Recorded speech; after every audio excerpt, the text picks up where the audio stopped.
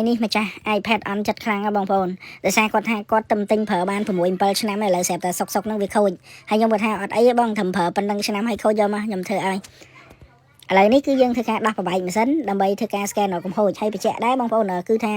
iPad របស់គាត់នឹងប្រើទៅបើកឡើងចាញ់ហ្មងហើយក្តៅគាត់ប្រាប់យើងណាសាកថ្មមកចត់ឡើងណាឥឡូវនេះខ្ញុំ scan រកកំហូចឃើញរូបរាងម្រាមដៃខ្ញុំឯងបងប្អូនគឺជាចំណុចដែលវាឆ្លងនឹងឯងដែលចំណុចក្រហមមិញណាហើយនេះ iPad របស់គាត់យើងដោះធ្វើការដោះម៉ាស៊ីនដើម្បីធ្វើការscan រកកំហូចអញ្ចឹងចំណុចក្រហមហ្នឹងគឺជាកន្លែងដែលវាខូចហើយនេះកន្លែងក្រហមដែលយើង scan ឃើញមិញហ្នឹងគឺជាអេសេមួយគ្រាប់ហ្នឹងដែលយើងធ្វើការធ្វើវាឬក៏ផ្លាស់ប្ដូរវាអញ្ចឹងណាបងប្អូនចឹងឥឡូវនេះគឺយើងធ្វើការដកអេសេចេញដើម្បីសម្អាតហើយផ្លាស់ប្ដូរជាមួយអេសេស៊ីនទៅវិញទៅគឺម៉ាស៊ីនហ្នឹងប្រើវិញបានហើយបាត់បានថាវាបាត់ឆ្លងបាត់អីចឹងណាឥឡូវនេះគឺយើងលើកចេញហើយគឺយើងសម្អាតវាស្អាតដើម្បីធ្វើការផ្លាស់ប្ដូរហើយនេះអេសេដែលយើងដាក់ចូលនេះជាប្រភេទស៊ីនណាយើងដាក់គ្រឿងស៊ីនកាប់សាច់របស់យើងដាក់ចូលវិញ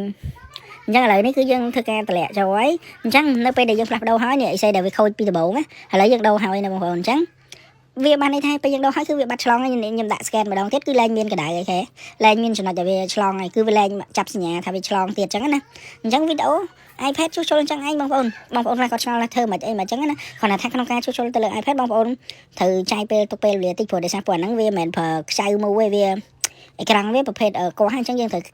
ការចាយពេលបន្តិចឥឡូវនេះរួចរាល់ហើយសាកថ្មចូលធម្មតាបងប្អូនសាកចូលហើយជាមួយពេលវាសាកឡើងនេះគឺយើងសាកឡើងដូចដើមវិញបានន័យថាយើងសាកស្រួលលែងក្តៅលែងអីចឹងណាហើយវីដេអូហ្នឹងមានតែប៉ុណ្្នឹងឯងអរគុណច្រើនមែនតើសម្រាប់បងប្អូនទាំងអស់ដែលចូលចិត្តមើលវីដេអូខ្ញុំកន្លងមកណាហើយខ្ញុំនឹងធ្វើវីដេអូថ្មីក្រោយទៀត